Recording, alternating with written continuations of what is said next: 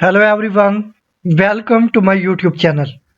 इस वीडियो में हम पीएल एसक्यूएल में व्हाइल लूप को डिस्कस करेंगे और देखेंगे कि इसको हम किस तरह से इम्प्लीमेंट करते हैं पीएल एसक्यूएल में। तो मैं यहाँ पे पीएल एसक्यूएल वर्कशॉप मैंने ओपन कर ली हुई है और इसमें हम यहाँ पे सबसे पहले पीएल एसक्यूएल का ब्लॉक यहाँ पे डिफाइन करेंगे। तो हमने एक वेरिएबल यूज करना है, उसके लिए सबसे पहले हम डिक्लेयर ब्लॉक या पीस ऑफ ब्लॉक यहाँ पे यूज करेंगे और इसके बाद यहाँ पे मैं एक वेरिएबल क्रिएट कर लेता हूँ या डिक्लेयर कर लेता हूँ। तो वेरिएबल का नेम मैं रख लेता हूँ SID, ठीक है। और इसकी टाइप में ले लेता हूँ नंबर और इसको अभी के लिए असाइन कर देता हूँ 1, ठीक है। ये हमने एक SID के नाम से वेरिएबल ले लिया जिससे हमने इनिशियलाइज कर दिया 1 के साथ। तो अब चलते हैं बिगिन में और इसके बाद यहाँ पे एंड भी मैं डिफाइन कर देता हूँ। तो अब क्या करेंगे, यहाँ पे हम व्हाइल लूप को यूज करेंगे। तो व्हाइल लूप कैसे यूज होता है, उसमें पहले हम व्हाइल का कीवर्ड यूज करते हैं। तो वो मैं कर लेता हूँ यहाँ पे व्हाइल। तो अब यहाँ पे व्हाइल के बाद हम कंडीशन सेट करेंगे। तो व्हाइल कीवर्ड के बाद कंडीशन जो सेट की जाएगी उसको पहले चेक किया जाएगा व्हाइल लूप जो हमारी है इसकी बॉडी की एग्जीक्यूशन से पहले। अगर वो कंडीशन हमारी ट्रू है तो जब तक वो ट्रू रहेगी तब तक ये हमारी व्हाइल लूप चलती रहेगी। जैसे ही वो फॉल्स होगी तो ये हमारी जो व्हाइल लूप है ये टर्मिनेट हो जाएगी। हम सिंपल लूप्स को पढ़ चुके हैं, उसमें ये होता है कि हमारी जब तक कंडीशन फॉल्स रहती है तब तक हमारी सिंपल लूप चलती है, लेकिन जैसे ही वो हमारी जो कंडीशन होती है वो ट्रू हो जाती है तो ट्रू होने पे वो टर्मिनेट हो जाती है। लेकिन यहाँ पे ऐसा नहीं है, व्हाइल लूप में ऐसा नहीं होता। व्हाइल लूप में हमारी लूप तब तक चलती है जब तक कंडीशन ट्रू रहती है। जैसे ही कंडीशन ट्रू से खत्म होके आगे फॉल्स में जाती है तो उसी टाइम एग्जीक्यूशन खत्म हो जाती है और जो हमारी लूप है व्हाइल लूप वो टर्मिनेट हो जाती है। तो इसमें क्या होता है, हमने व्हाइल सिंपल लूप और डू व्हाइल लूप में देखा था कि उसमें कम से कम एक बार एग्जीक्यूशन जरूर होती है। जो भी हमने स्टेटमेंट वहां पे टाइप की होती है या कुछ भी डिस्प्ले करना चाह रहे हो तो वो एक बार जो भी हमारी स्टेटमेंट होती है वो एग्जीक्यूट जरूर होती है। लेकिन यहाँ पे व्हाइल लूप में पहले चेक की जाती है कंडीशन। दूसरी लूप के केसेस में जो PL/SQL में हम यूज करते हैं वहां पे पहले एक बार एग्जीक्यूशन हो रही थी, उसके बाद कंडीशन चेक की जा रही थी। तो एक बार एग्जीक्यूशन जरूर होती है। लेकिन व्हाइल लूप में पहले कंडीशन चेक की जाती है, अगर कंडीशन ट्रू होती है तो फिर इसकी बॉडी की एग्जीक्यूशन होती है। अगर उसकी कंडीशन फॉल्स हो जाती है तो एग्जीक्यूशन नहीं होती। मतलब हो सकता है कि ये हमारी व्हाइल लूप एक बार भी एग्जीक्यूट ना हो अगर कंडीशन फॉल्स हो। तो यहाँ पे अब कंडीशन हम सेट कर लेते हैं। यहाँ पे हम करते हैं यहाँ पे अभी मैंने नंबर को 1 असाइन किया, तो यहाँ पे हम कर लेते हैं while number is less than, मैं कर लेता हूँ 11, ठीक है। और इसके बाद हम वर्ड यूज करेंगे लूप का, ठीक है। और यहाँ पे अब यूज कर लेते हैं एंड लूप। तो ये हम इसके बाद सेमीकोलन। तो ये लूप और इसकी एंडिंग कैसे हो रही है, एंड लूप पे, ठीक है। तो अब यहाँ पे ये कंडीशन चेक की जाएगी। कंडीशन कैसे चेक की जाएगी कि ये नंबर जब तक लेस देन है 11 से तब तक ये लूप हमारी चलती रहेगी। तो इसका मतलब है कि फर्स्ट टाइम पे ये 1 है ना, तो चेक किया जाएगा कि जो 1 है, सॉरी यहाँ पे मैंने पूरा नंबर डिफाइन कर दिया जो कि टाइप थी, यहाँ पे हमने SID डिफाइन करना है। तो यहाँ पे अब चेक किया जाएगा कि SID में जो वैल्यू है जो कि अभी के लिए 1 है कि ये क्या 11 से कम है, तो ट्रू है, बिल्कुल ये कम है, तो ये आगे जो इसकी बॉडी है वो एग्जीक्यूट हो जाएगी। तो इसकी एग्जीक्यूशन में हम क्या करेंगे, हम कुछ डाटा इंसर्ट करेंगे हम अपने एक टेबल में।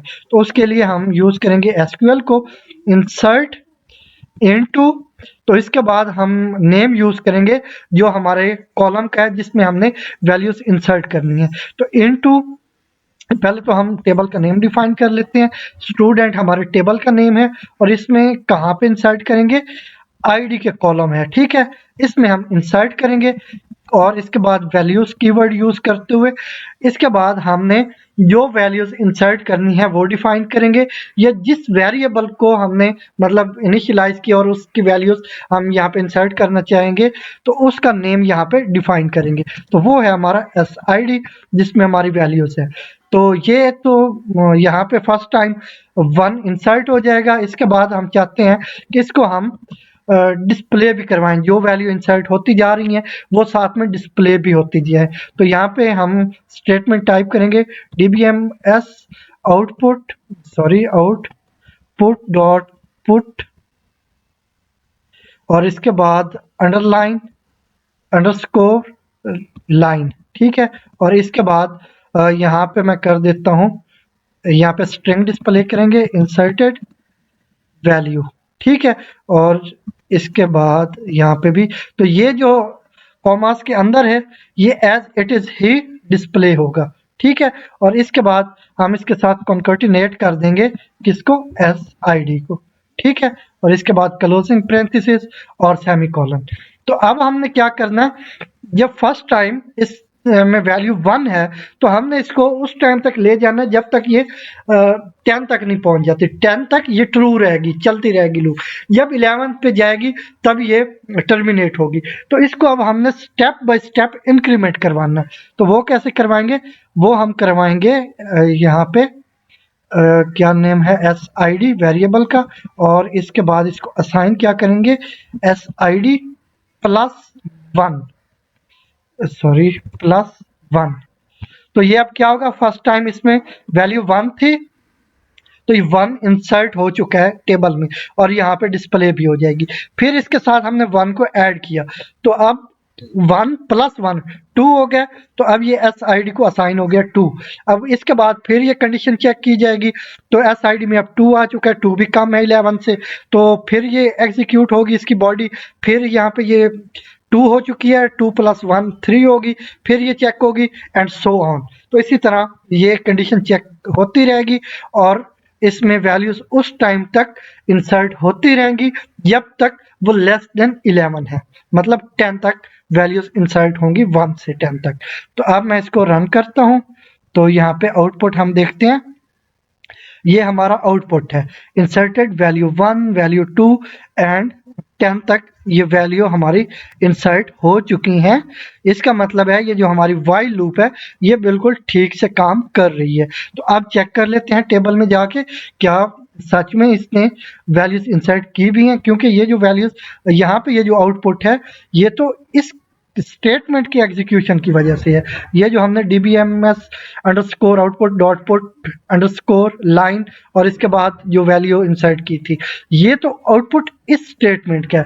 टेबल में हम देख लेते हैं क्या सच में हमारी वैल्यूज इंसर्ट की गई हैं। तो यहाँ पे हम करेंगे सिलेक्ट ऑल फ्रॉम स्टूडेंट, ठीक है। और इसको हम सिलेक्ट कर लेते हैं ताकि सिर्फ इसी को एग्जीक्यूट करें, जो बाकी कोड है वो एग्जीक्यूट ना हो। तो रन करते हैं, यहाँ पे आप देख सकते हैं 1 से 10 तक रोज हमारी इंसर्ट हो चुकी हैं और नीचे भी मैसेज आ रहा है 10 रोज रिटर्न्ड, मतलब ये टोटल 10 रोज ही हैं। तो बाकी में हम चाहते तो नेम वगैरह इंसर्ट कर सकते हैं, अभी भी कर लेंगे अगर चेक करना तो, लेकिन यहाँ पे हमने नंबर्स पे लूप लगा सकते हैं। नेम पे तो अगर हम लगाते तो फिर एक ही नेम इंसर्ट होता रहता।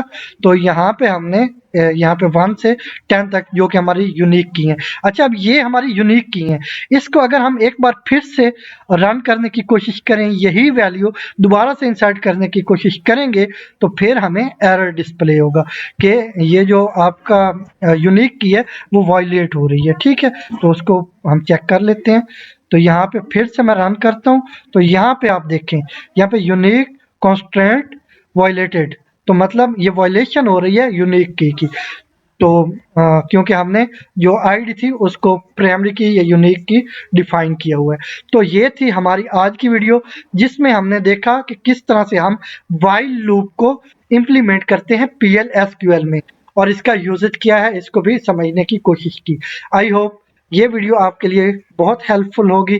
अगर वीडियो अच्छी लगी हो तो लाइक एंड शेयर करें, और अगर अभी तक हमारे YouTube चैनल को सब्सक्राइब नहीं किया तो प्लीज़ अभी हमारे YouTube चैनल को सब्सक्राइब करें।